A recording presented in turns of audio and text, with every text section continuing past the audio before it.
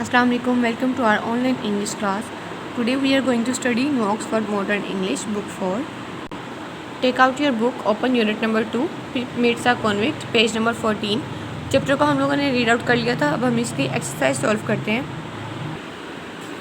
Exercise में सबसे पहला क्वेश्चन है हमारे पास, answer the following question.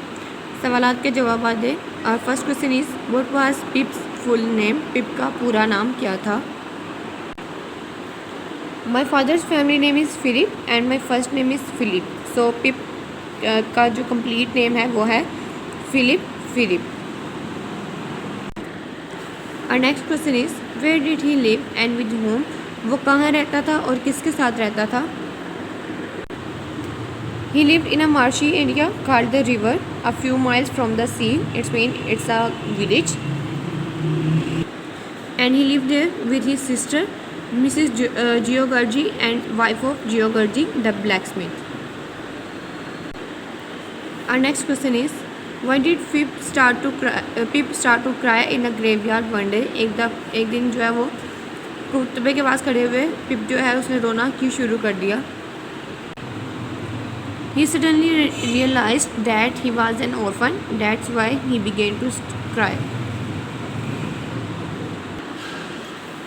Next question है हमारे पास, what did the convict tell Pip to get for him. Convict ने पिप को क्या कहा था कि वो उसके लिए क्या चीज़ें जो है वो लेकर आए. एट पेज नंबर 16 जहाँ पे कॉन्विक्ट की जो है वो कन्वर्सेशन स्टार्ट होती है वहाँ पे वो उसको दो चीज़ें लाने के लिए कह रहा है.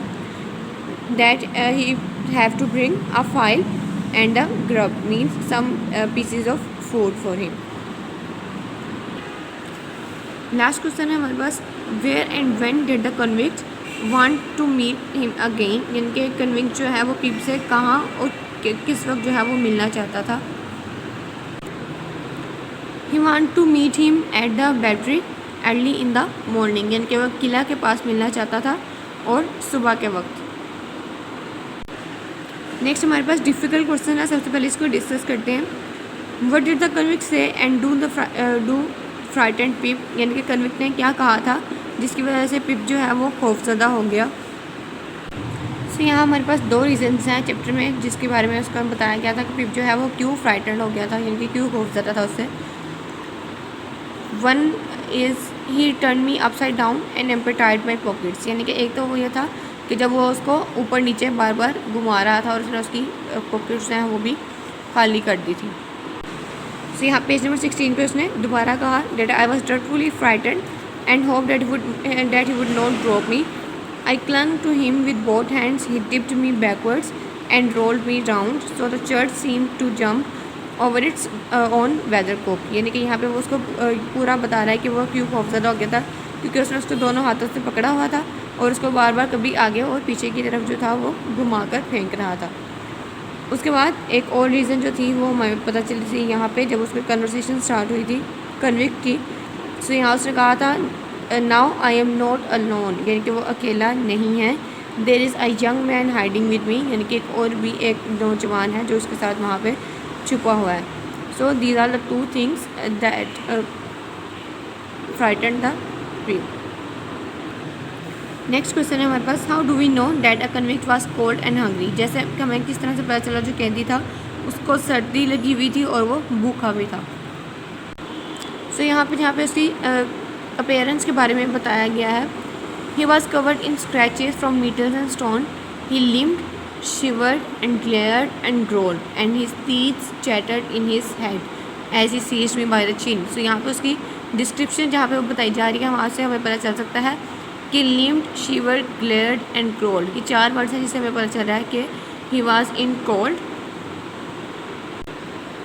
और इसी के नीचे पेज नंबर 15 पे नेक्स्ट पैराग्राफ के अंदर जैसे ही उसको वहाँ से ब्रेड मिलती है there was nothing in them but a piece of bread. यानी कि जैसे उसके पॉकेट में से उसको ब्रेड मिलती है तो यानी कि वो उसको आई सैड ट्रेम्बलिंग. यानी कि वो जब कांपता हुआ नीचे बैठ जाता while he ate the bread रेवनसली.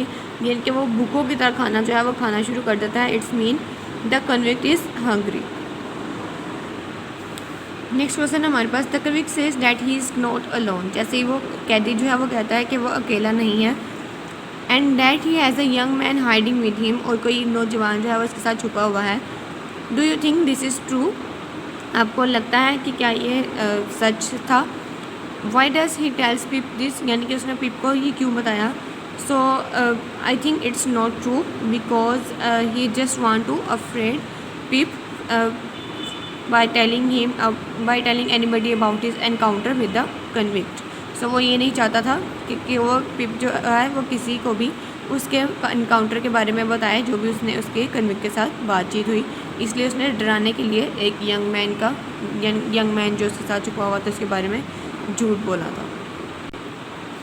Next question है हमारे पास, यहाँ पे उसने रेफरेंस दिया हुआ है एक स्टोरी की लाइन का और उसके मुताबिक उसका आंसर देना है। The man jumped and made a short run, यानी कि आदमी ने छलांग लगाई और थोड़ा सा भागा, but then he stopped and looked over he shoulder, फिर वो रुका और उसने अपने कंधों की तरफ देखा। सो सबसे पहला क्वेश्चन है हु इज़ दिस अबाउट, यहाँ पे किस चीज़ के बारे में बात की जा रही थी? सो यहाँ पे कन्विक्ट के बारे में बात की जा रही थी कि जैसे ही वो ग्रेवयार्ड से उछल के बाहर आया तो सबसे पहले वो इधर उधर देख रहा था कि वहाँ पे कोई और तो नहीं है। So it's about convict. Why did he start to run away, उसने वहाँ से भागना क्यों शुरू किया?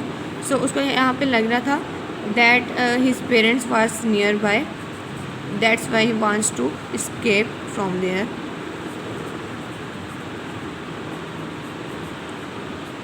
His parents were nearby. उसको लग रहा था कि उसके वालिदैन जो हैं वो करीब में ही हैं। नेक्स्ट हमारे पास क्वेश्चन है what did he realise to made him stop, यानी कि उसने क्या चीज़ जो पॉइंट जो था वो उसने उसको रोकने पर मजबूर किया। He realize that the direction Pip pointed to had in fact had nothing but graves, यानी कि उसने जो जैसे ही वो पिप ने अपने ग्रेवयार्ड की तरफ जो उसने इशारा करके बताया था कि मेरे वालिदैन जो हैं वो वहाँ पर हैं। सो यहाँ से उसको कन्विक्ट जो था उसको रियलाइज़ हो गया था कि यहाँ पे उसके पेरेंट्स जो हैं वो नहीं है, सिर्फ कब्र ही है। सो इसलिए वो वहाँ पर रुक गया। There is nothing but graves. So here I am going to stop this. हमारी एक्सरसाइज जो है वो यहाँ पे कंप्लीट हो गई। सो इसके बाद जो नेक्स्ट है वो सारा आपका ग्रामर का काम है। यहाँ पे इसके वर्ड्स मीनिंग जो है वो आप अपनी डिक्शनरी में से या गूगल से उसको सर्च करके फाइंड आउट कर सकते हैं। बाकी आपको ग्रामर पोर्शन जो है वो हमारी ग्रामर की वेबसाइट पे ग्रामर की जो वीडियोस हैं उसके अंदर लिंक उसका मिल जाएगा। Don't forget to subscribe our YouTube channel for more updates and videos. Stay tuned. अल्लाह हाफ़िज़।